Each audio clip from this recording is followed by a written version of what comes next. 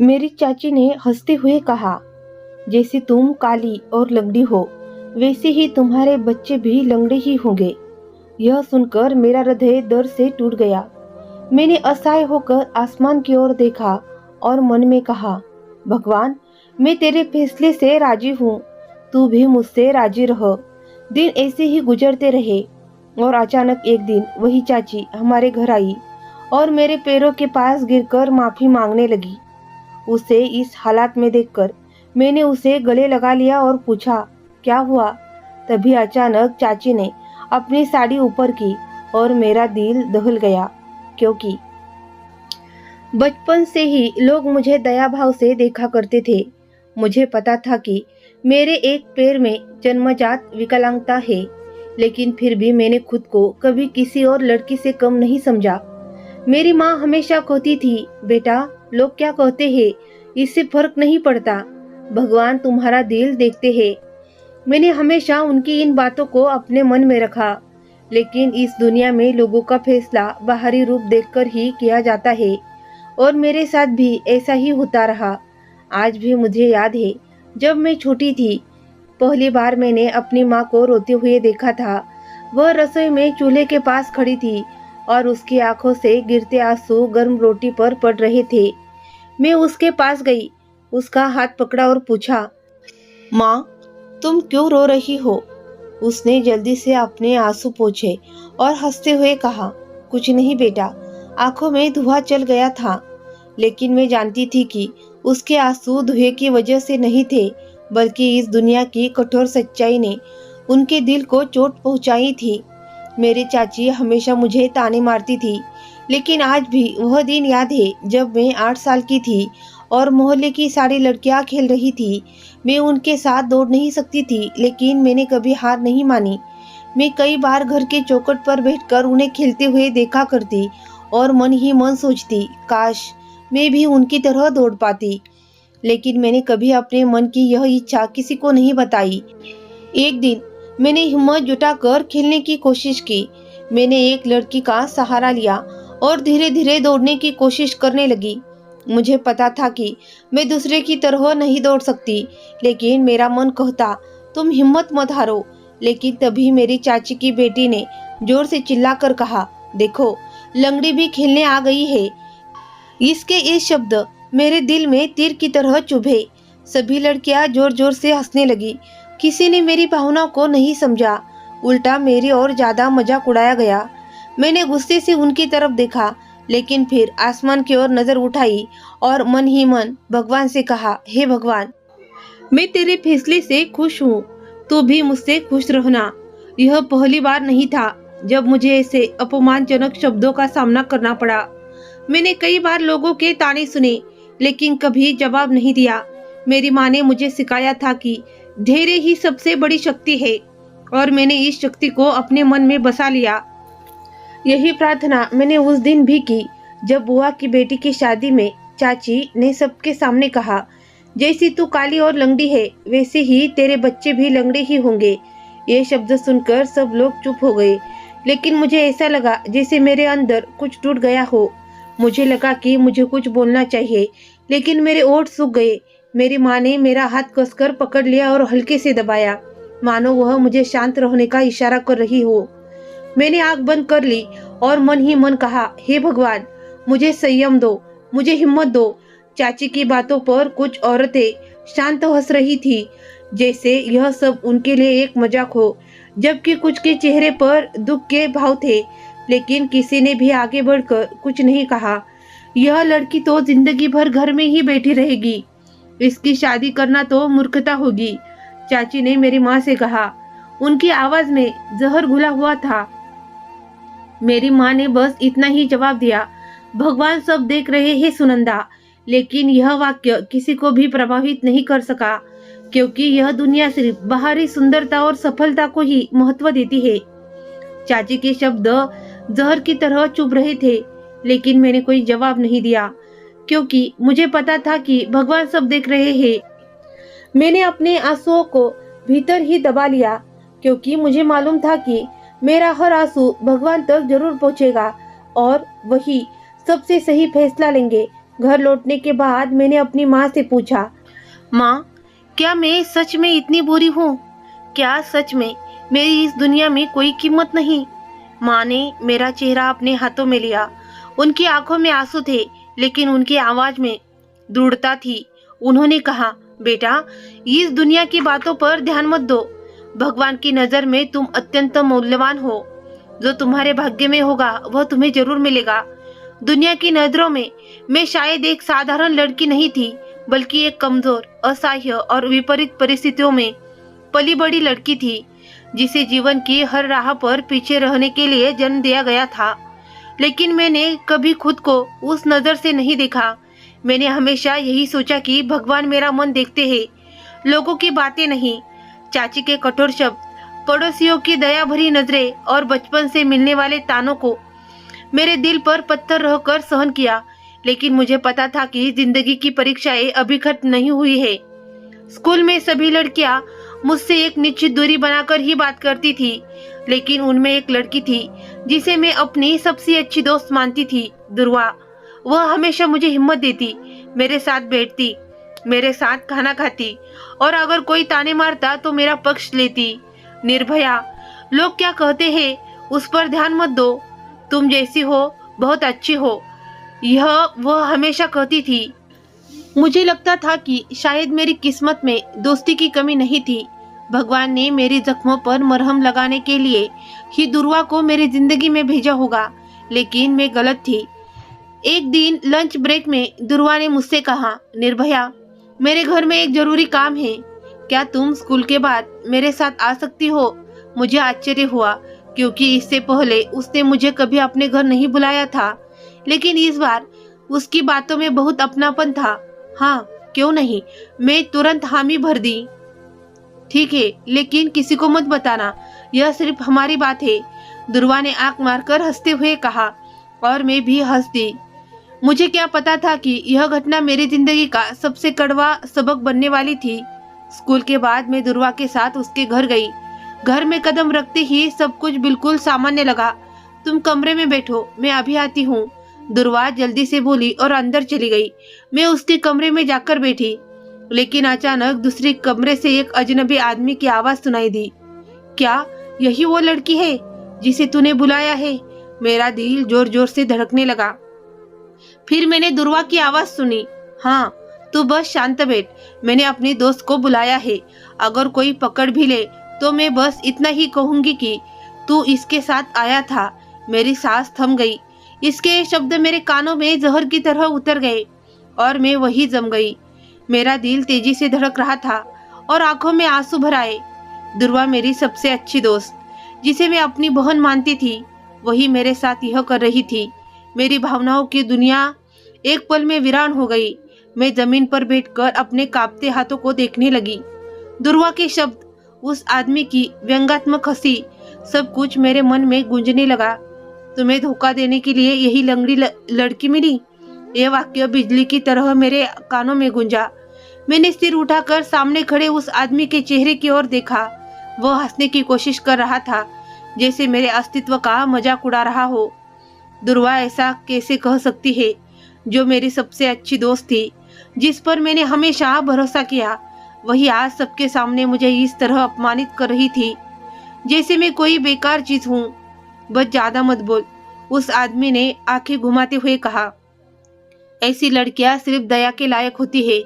मुझे ऐसा लगा जैसे मेरे पैरों के नीचे से जमीन खिसक रही हो। क्या ये सच में मेरे साथ हो रहा था? क्या ये सब दुर्वा की वजह से था? अब मेरे आंसू रोकना नामुमकिन था। मैंने दुर्वा की तरफ देखा, लेकिन उसकी आंखों में कोई पछतावा नहीं था, बल्कि सिर्फ एक ठंडा बेरुखा भाव था। तू जा सकती है, उसके शब्दों में मेरी आत्मा में जहर घोल दिया। मैंने कांपते होठे से कुछ बोलने की कोशिश की, लेकिन शब्द बाहर ही नहीं आ पाए, जैसे मेरी जुबान पत्थर हो गई हो। मेरे शब्द मेरे गले में ही अटक गए थे। मैंने आखिरी बार उस लड़के की ओर देखा, जो आराम से बैठा था, जैसे कुछ हुआ ही न हो। मेरी नजरों के सामने अंधेरा छाने लगा। मेरे मन में जबरदस्त बेचैनी थी। मैंने तेजी से दरवाजा खोला और बाहर निकल गई। मेरी सांसें रुक सी गई रही थी, मेरे कदम लड़खड़ा रहे थे। लेकिन मुझे बस वहां से दूर जाना था। मैं रोते हुए सड़क की ओर बढ़ी और तभी एक तेज रफ्तार कार मेरी तरफ आती हुई दिखी। सब कुछ जैसे धीमा हो गया। मेरी सांस थम गई, आंखों में डर भर गया। कार का हॉर्न जोर से बजा और मैं स्तब्ध खड़ी रह गई। बजाओ, किसी ने चिल्लाया, लेकिन मैं हिल भी नहीं सकी। कार एक झटके में रुक गई और मैं उसकी टक्कर से बस 1 इंच दूर थी। मैं पीछे हटी और जमीन पर गिर पड़ी। मेरे आसपास लोग इकट्ठा हो गए। कोई बोला, बेटी तुम ठीक हो? तो कोई बोला, ये तो मरते मरते बची। लेकिन मुझे किसी की परवाह नहीं थी। मेरी नजरें स्थिर थी और मन पूरी तरह खाली हो चुका था। मैंने अपना हाथ अपनी छाती पर रखा, जैसे अपना दिल टटोल रही हो, और फिर आंखें बंद करके खुद से आखिरी शब्द कहे। आज मेरा विश्वास दोस्ती से भी उठ गया।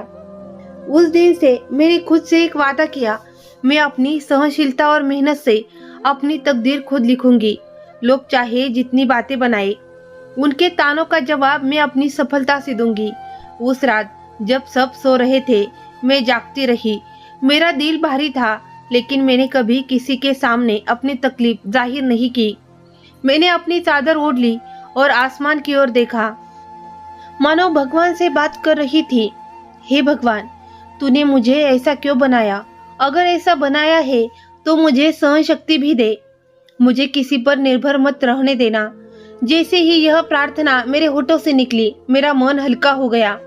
मुझे पता था कि मेरी परीक्षा का एक दिन अंत आएगा और भगवान मुझे वह स्थान देंगे जो शायद आज मेरी चाची की कल्पना में भी नहीं है।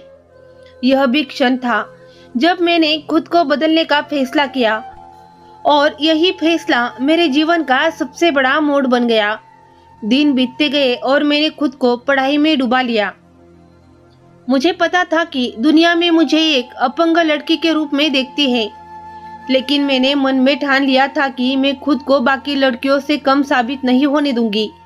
मैं चाहती थी कि मेरी पहचान मेरी काबिलियत और प्रतिभा से हो, न कि मेरी शारीरिक कमजोरी से।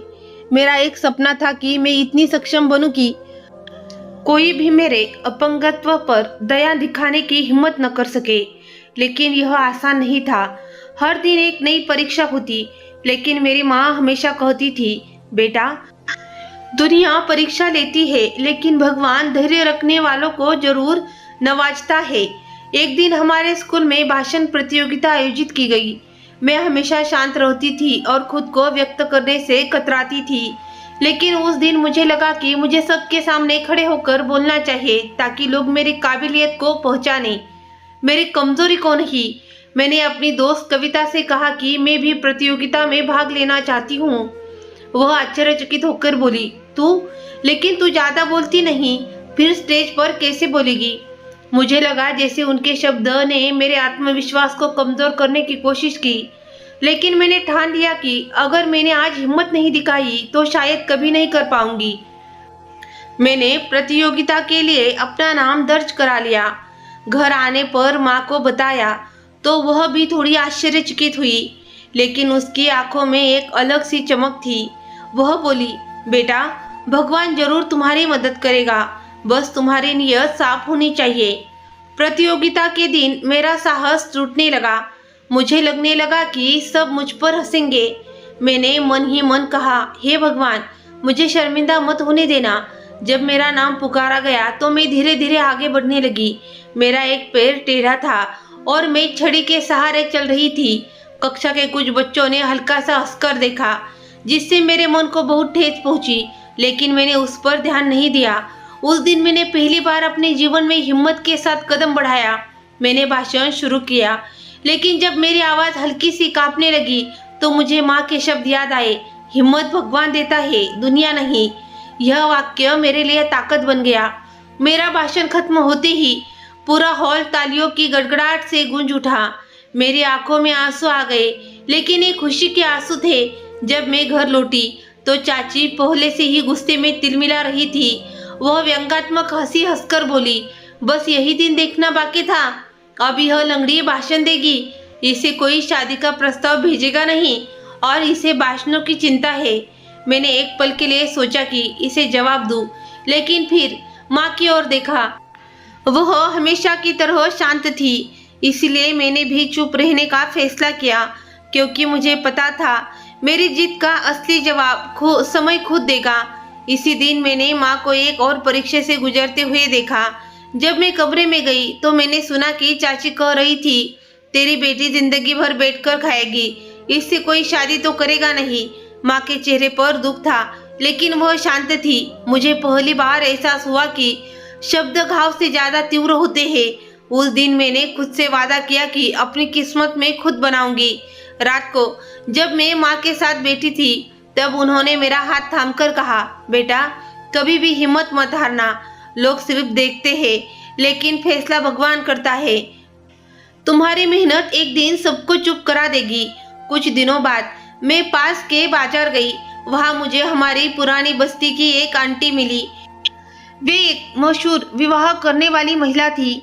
उन्होंने माँ को देखकर कहा, बहन तुम्हारी बेटी बड़ी हो रही है, लेकिन दुर्भाग्य से इसकी किस्मत अच्छी नहीं है। कौन करेगा इससे शादी? कोई सामान्य लड़का नहीं, लेकिन कोई मजदूर मिलेगा तो देखूंगी। माँ शांत रही, लेकिन मैं अंदर से पूरी तरह टूट गई थी। उसी पल में खुद से शपथ ली कि मैं दुनिया को साबित करके दिखाऊंगी कि एक कमजोर शरीर वाला व्यक्ति भी अगर ठान ले तो दुनिया का सबसे मजबूत इंसान बन सकता है। इस रात मैंने फिर से भगवान से बात की। मैंने सिर झुकाकर प्रार्थना की, हे भगवान मैंने बहुत धैर्य रखा है, मुझे हिम्मत दो। मैं दुनिया को दिखाना चाहती हूँ कि तुम्हारे फैसले ही सर्वोत्तम होते हैं। वह क्षण मेरी जिंदगी को पूरी तरह बदलने वाला था। मैंने ठान लिया था कि अब मैं खुद को कमजोर नहीं समझूंगी। मैंने पढ़ाई पर पूरा ध्यान देने और खुद को मजबूत बनाने के लिए हर अवसर को पाने की इच्छा पाल ली।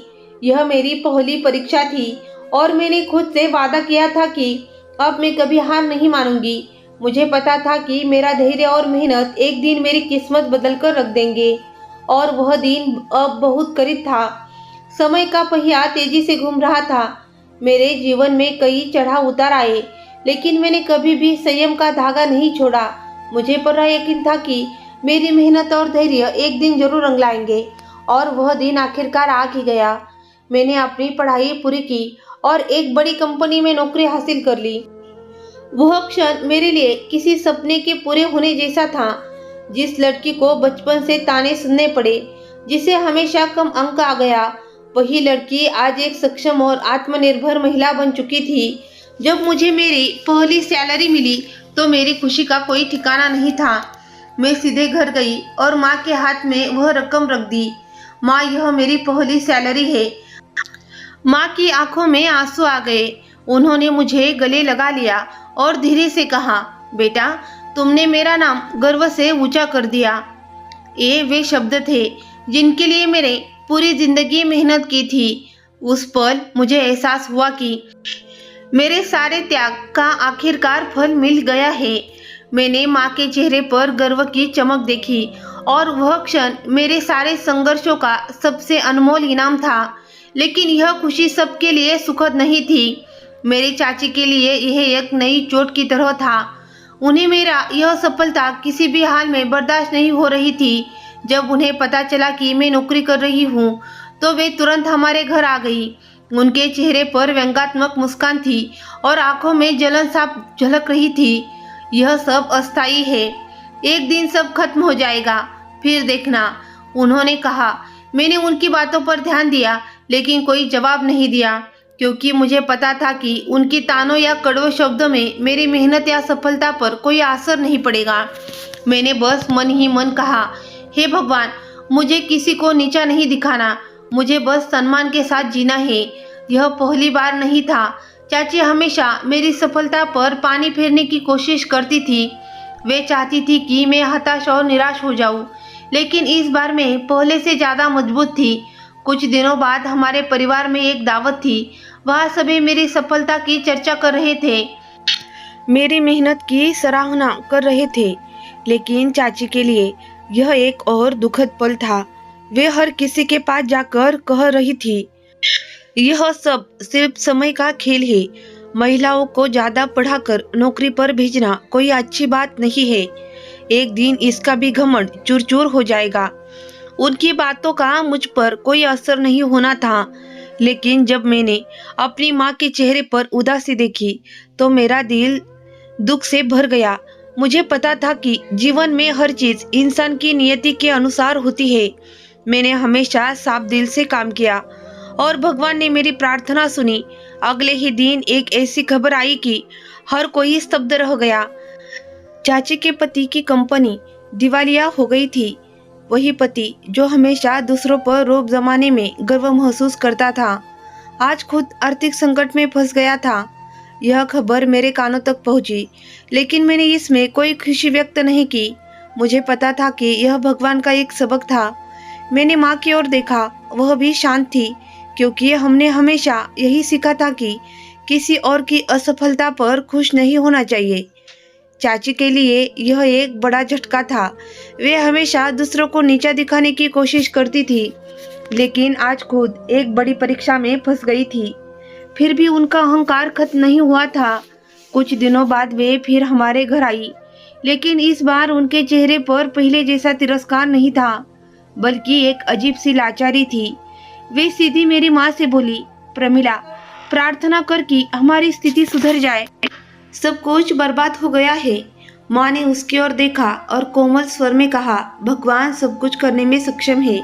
मुझे पता था कि यह समय भी गुजर जाएगा, लेकिन मैंने एक और सीख ली थी, इंसान का अहंकार ही उसका सबसे बड़ा शत्रु होता है। अगर मैं चाहती तो मैं भी उन्हें तानों का जवाब दे सकती थी, लेकिन मैंने हमेशा अपनी माँ के संस्कारों के अनुसार आचरण किया। मैंने माँ के कंधे पर सिर रखा और कहा, माँ, भगवान का लाख लाख शुक्र है कि मैंने कभी किसी को कष्ट नहीं दिया। मैं यही चाहती हूँ कि मेरे शब्दों से किसी को भी दुख न पहुँचे।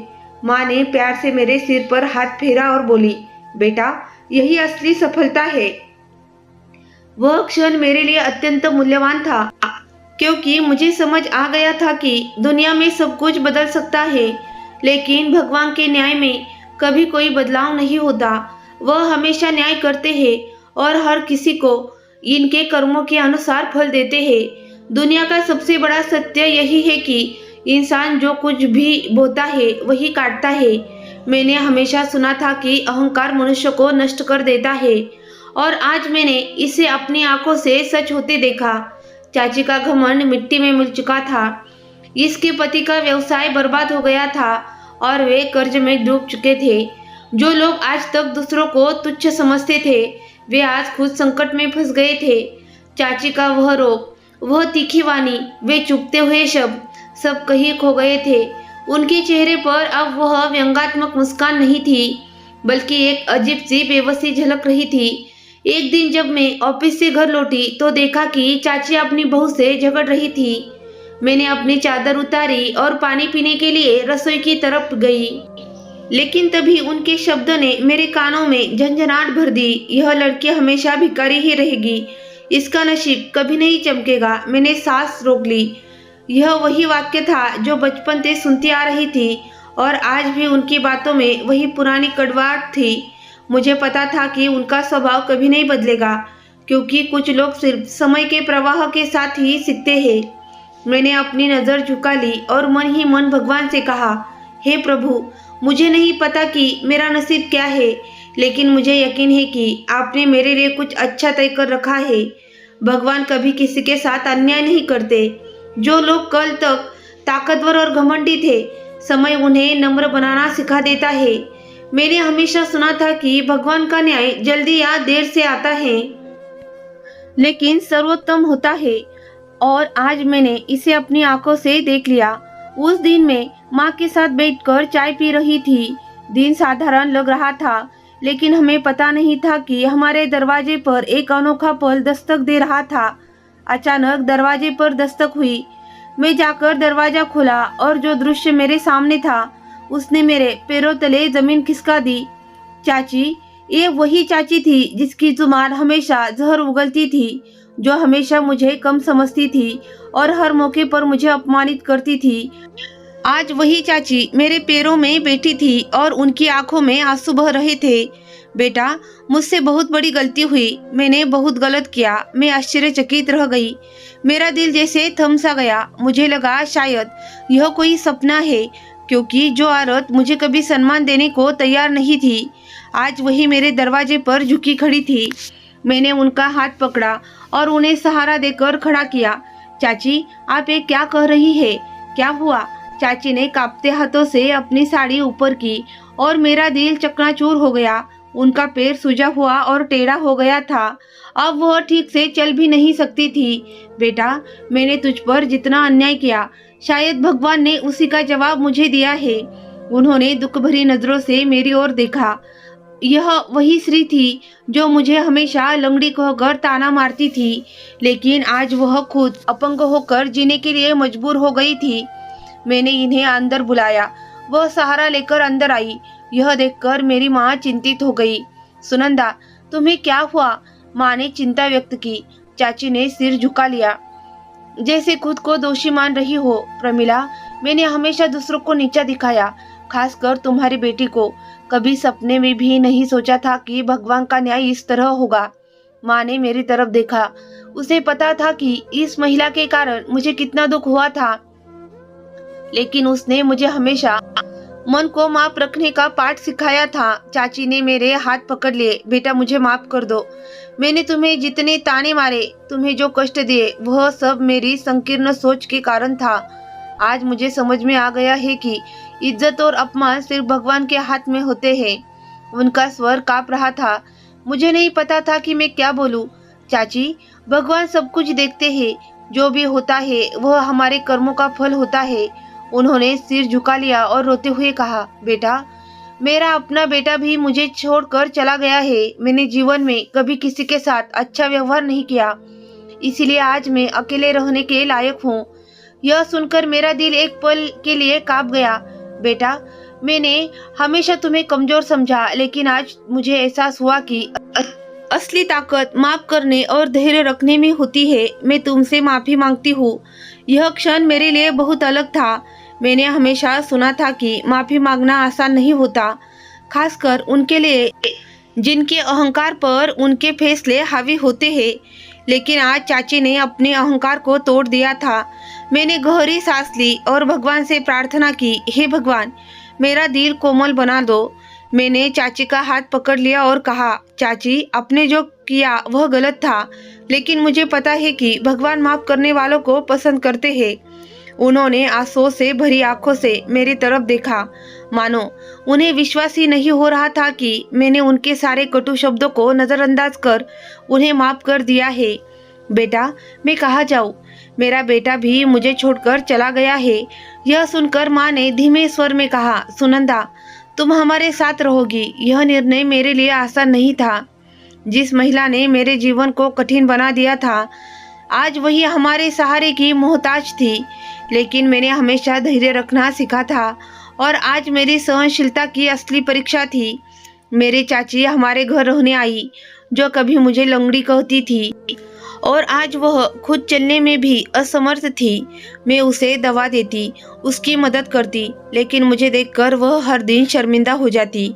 एक दिन जब मैं उसके कमरे में गई तो वह भगवान के सामने रो रही थी। मैंने धीरे से पूछा, चाची, क्या हुआ? वह मेरी तरफ देखकर बोली, बेटा, मैंने भगवान से माफ़ी मांगी है। मुझे नहीं पता कि मेरी माफ़ी कबूल होगी या नहीं, लेकिन मैं प्रार्थना करती हूँ कि भगवान तुम्हें दुनिया की सारी खुशियाँ दे। यह वही चाची थी जो कहती थी कि मेरी किस्मत कभी नहीं चमकेगी, और आज वही मेरे लिए दिल से प्रार्थना कर रही थी। भगवान की कृपा से कुछ समय बाद मेरे लिए शादी का प्रस्ताव आया, लेकिन यह कोई साधारण प्रस्ताव नहीं था, बल्कि एक ऐसे सम्माननीय और धनाढ्य परिवार से आया था जिसकी कल्पना भी चाची ने कभी नहीं की थी। जब माँ ने पहली बार यह खबर मुझे सुनाई तो मैं हैरान रह गई। मैं कांपती आवाज़ में पूछा, माँ, यह सच है क्या? माँ ने कहा, हाँ बेटा, और ये लोग खुद तुम्हें देखने आने वाले हैं। यह खबर पूरे परिवार में फैल गई। चाची सहित सभी हैरान थे। जो कभी मुझे तुच्छ समझती थी, आज वह चुप थी, क्योंकि अब किस्मत ने मेरे पक्ष में फैसला सुना दिया था। जीवन की परिस्थितियाँ कभी एक जैसी नहीं रहती। समय हमेशा बदलता रहता है। जो लोग कल हमें कमज़ोर समझते हैं, वही लोग आज हमारे दरवाजे पर आकर मदद की याचना करते हैं। यह दुनिया एक आईना है, जो हम दूसरों के साथ करते हैं वही किसी न किसी दिन हमारे साथ भी होता है। चाची, जो अपने अहंकार, गर्व और कठोर स्वभाव के लिए प्रसिद्ध थी, वे आज समय के आघात से टूट चुकी थी। उनका गर्व समाप्त हो गया था, उनकी जुबान की तीव्रता मध्यम पड़ गई थी और उनके चेहरे की कठोरता अब कोमलता में बदल गई थी। उनकी असहायता ने उन्हें पूरी तरह बदल कर रख दिया था। उनका वही बेटा जिसके लिए उन्होंने जीवन भर दूसरों को ताने मारे, वही आज उन्हें छोड़कर चला गया। माँ, मैं आपकी सेवा नहीं कर सकता, मेरी अपनी जिंदगी है, यह कहकर उसने उनका त्याग कर दिया। यह वही बेटा था जिसकी सफलता पर वे गर्व से बातें किया करती थी, जो उन्हें अपना सबसे बड़ा सहारा लगता था। लेकिन जब उन पर कठिन समय आया तो उसी ने उनका हाथ छोड़ दिया। यह सब अचानक नहीं हुआ था, बल्कि उनके घर में धीरे धीरे एक अलग ही कहानी बन रही थी, जिसका अंत अब उनके हाथों में नहीं था। उनकी असहायता के बाद उनका पूरा जीवन बदल गया था। जो चाची पहले हर चीज पर नियंत्रण रखती थी, वे अब दूसरों पर निर्भर हो गई थी। जो दूसरों को ताने मारकर आनंद लेती थी, वे अब खुद तानों का सामना कर रही थी। उनका बेटा, जिसकी पत्नी पहले उनके आसपास घूमती रहती थी, वही अब खुलेआम उनसे बदतमीजी करने लगी थी। सारा दिन बस बिस्तर पर पड़ी रहती है, ना खुद कुछ करती है, ना दूसरों को करने देती है। यह कहकर वह अब खुलेआम बातें करने लगी थी। वह बेटा जो पहले माँ के हर शब्द पर सिर झुका देता था, अब चुप रहने लगा था। एक दिन चाची ने उससे कहा, बेटा, मुझे दवा लाकर दे दो, मेरे पैरों में बहुत दर्द हो रहा है। उसने मोबाइल पर नजरें गड़ाए रखी और चिढ़कर बोला, माँ, आपको हमेशा कुछ न कुछ चाहिए होता है, मुझे अभी भी बहुत कुछ करना है। आपको खुद समझना चाहिए कि मैं आपका गुलाम नहीं हूँ। ये शब्द चाची के दिल में जहर की तरह उतर गए। उन्होंने कभी सोचा भी नहीं था कि वही बेटा जो उनके बिना कुछ भी नहीं करता था, आज उन्हें इतना नजरअंदाज करेगा। यह सिर्फ एक दिन की बात नहीं थी, बल्कि हर रोज उनकी तकलीफों का एक नया अध्याय खुलता जा रहा था। कभी बहू ने खाने में देर कर दी, कभी उनके कपड़े हफ्तों तक बिना धुले पड़े रहे। उनकी पुरानी शान, रुतबा और दूसरों पर किए एक कटाक्ष सब अब अतीत का हिस्सा बन चुके थे। आखिरकार एक दिन घर में बड़ा झगड़ा हुआ। बहू ने अपने पति से कहा, यह औरत दिन भर मुझ पर बोझ बनी रहती है, उसने मेरी पूरी जिंदगी बर्बाद कर रख दी है। अगर तुम्हें अपनी माँ इतनी ही प्रिय है तो जाओ उनके साथ रहो, मैं इस घर में नहीं रह सकती। बेटे ने गुस्से से माँ की ओर देखा और कहा, माँ, तुम्हारी वजह से मेरी पत्नी हमेशा परेशान रहती है, मैं इस तरह की जिंदगी नहीं जी सकता, तुम कहीं और चली जाओ। चाची ने ये शब्द सुने तो उनके मन में सन्नाटा छा गया। कहीं और चली जाओ, ये वही शब्द थे जो उन्होंने कभी दूसरों के लिए इस्तेमाल किए थे, लेकिन आज समय ने उन्हें इसी परिस्थिति में लाकर खड़ा कर दिया था। बेटे ने उन्हें उनके अपने ही कमरे में बंद कर दिया और अगले दिन घर से निकाल दिया। सड़क पर आने के बाद उनके पास जाने के लिए कोई जगह नहीं थी। किसी ने भी दरवाजा नहीं खोला, किसी ने भी अंदर बुलाने की जहमत नहीं उठाई। यह देखकर मेरी माँ से सहन नहीं हुआ और उन्होंने उन्हें अपने घर लिया। जो चाची दूसरों से तिरस्कार से बात किया करती थी, वे आज स्वयं दयनीय स्थिति में थी। यह देखकर माँ धीरे से बोली, धन, संतान और इज्जत सब कुछ भगवान के हाथ में होता है। जब इंसान की परीक्षा ली जाती है तभी उसे सच्चाई का एहसास होता है। चाची का चेहरा आंसुओं से भीग चुका था। जो हमेशा दूसरों को कमजोर समझती थी, वे खुद आज सबसे कमजोर हो गई थी। एक दिन चाची ने माँ का हाथ थामा और बोली, प्रमिला, क्या मैं कुछ दिन और तुम्हारे यहाँ रह सकती हूँ? मेरी बहू मुझे सहन नहीं कर सकती और मेरा अपना अब कोई नहीं है। माँ ने मेरी ओर देखा, मानो यह मेरी प्रतिक्रिया जानना चाहती हो।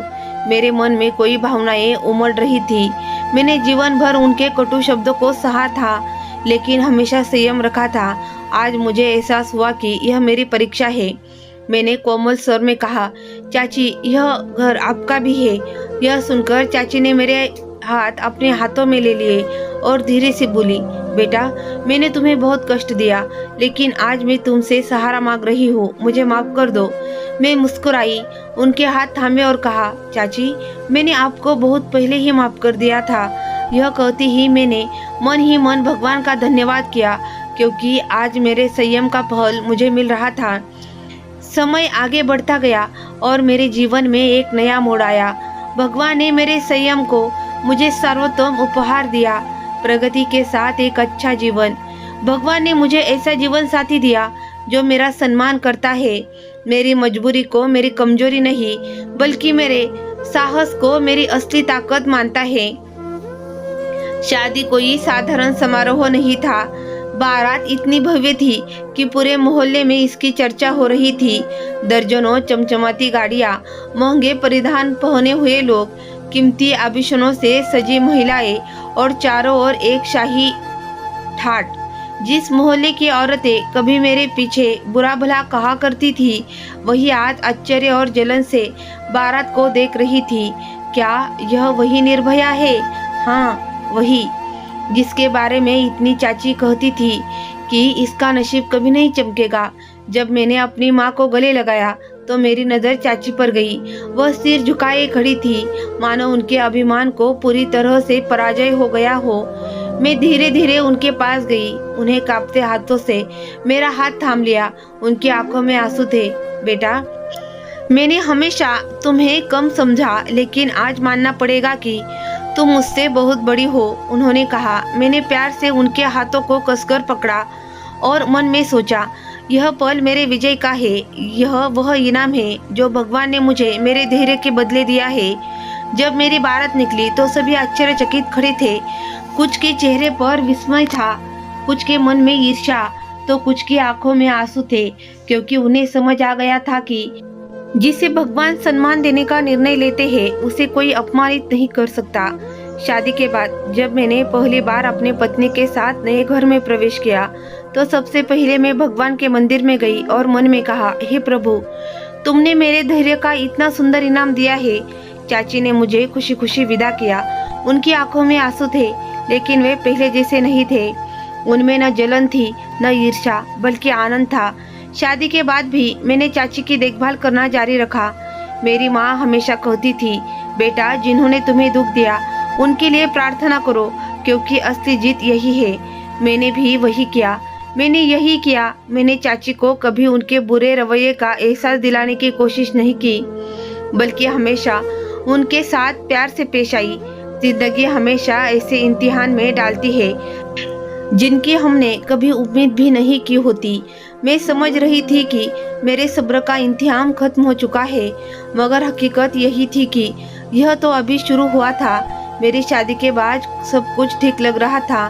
मैं अपनी बेटी के साथ खुश थी, शौहर मेरे साथ थे और भगवान ने मुझे इज्जत और सुकून अता कर दिया था। मगर कुछ लोग ऐसे होते हैं जो दूसरों की खुशी नहीं देख सकते। मैंने सोचा था कि मेरे ननद और ससुराल के लोग अब मुझे कबूल कर चुके हैं, मगर मैं गलत थी। यह सब एक दिन अचानक शुरू हुआ, जब मेरी ननद ने मुझ पर एक ऐसा इल्ज़ाम लगा दिया जिसने मेरी इज्जत और वकार को दांव पर लगा दिया। रात के वक्त सब खाने की मेज पर बैठे थे, सब कुछ सामान्य लग रहा था। मैंने सास के लिए उनका पसंदीदा सालन बनाया था और शौहर दिन भर की बातें कर रहे थे। मेरी ननद चुपचाप खाने में महसूस थी, मगर उनकी नज़रें लगातार मुझ पर टिकी थी। मैंने महसूस किया कि वह किसी मौके की तलाश में है, जैसे वह किसी तूफान को जन्म देने के लिए तैयार बैठी हो। अचानक उसने गहरी सांस ली और बोली, अम्मी, आपको पता है, मैंने भाभी को कल रात किसी से छुपकर फोन पर बात करते सुना। मेरा चम्मच हाथ में ही रुक गया। मैंने हैरत से उसकी तरफ देखा और मेरे शौहर ने भी फौरन चौंक कर मेरी तरफ नजर डाली। क्या कर रही हो बेटा? मेरी सास ने हैरानी से पूछा। अम्मी, मैं झूठ नहीं बोल रही, उसने जोर देकर कहा। मैं खुद सुना। वही किसी से धीमी आवाज में बात कर रही थी और जैसे ही उन्हें एहसास हुआ कि कोई सुन रहा है, वह तुरंत चुप हो गई। यह झूठ है, मैंने दृढ़ता से कहा। झूठ? मेरी ननद ने कटु हंसी के साथ पूछा। भाभी, आप ही तो कहती है कि सत्य कभी छुप नहीं सकता, तो फिर आप डर क्यों रही है? मेरे पति का चेहरा सख्त हो गया था। वह मेरी ओर ही देख रहे थे, लेकिन उनकी आंखों में अविश्वास झलक रहा था। मुझे महसूस हुआ कि मेरा दिल तेजी से धड़कने लगा है। जैसे मेरी सांसें रुक जाएगी। निर्भया, यह सब क्या है? मेरे पति ने कठोर स्वर में पूछा। यह सब झूठ है, मैंने ठोस जवाब दिया। मेरी ननद ने मुझे घूरते हुए कहा, अगर यह झूठ है तो साबित करके दिखाओ। वह ऐसा क्षण था जब मुझे एहसास हुआ कि जब कोई आपको नीचा गिराना चाहता है तो वह आपकी छोटी सी कमजोरी का भी आपके खिलाफ इस्तेमाल कर सकता है। तुम्हारे पास कोई सबूत है? मैंने उसकी ओर देखते हुए पूछा। सबूत? उसने व्यंग्यात्मक हंसी के साथ कहा। अब तो माँ और भाभी भी मुझसे जवाब मांग रही है, तो मैं तुम्हारे भले के लिए ही बोल रही थी। मेरी सास की नज़र मुझ पर टिकी थी। निर्भया, मैंने हमेशा तुम्हें बेटी की तरह माना, लेकिन तुमने ऐसा किया। माँ, आप भी मुझ पर शक कर रही है? मेरी आवाज़ कांपने लगी। शक? निर्भया, जब बात इज्जत की होती है तो शक भी बहुत बड़ी चीज बन जाती है। यह सुनकर मैं चुप हो गई। मेरा पति, जो अब तक शांत था, अचानक अपनी कुर्सी से पीछे सरकाते हुए खड़ा हो गया। यह सब कब से चल रहा है? इसकी आवाज दृढ़ और कठिन थी। मेरी ननद ने सिर झुका लिया, मानो वह बिल्कुल निर्दोष हो। मेरी सास ने धीमी आवाज में कहा, हमें नहीं पता कि यह कब से चल रहा है, लेकिन हमें यकीन है कि कुछ गलत हो रहा है। इनके शब्द मेरे दिल पर चाकू की तरह लगे।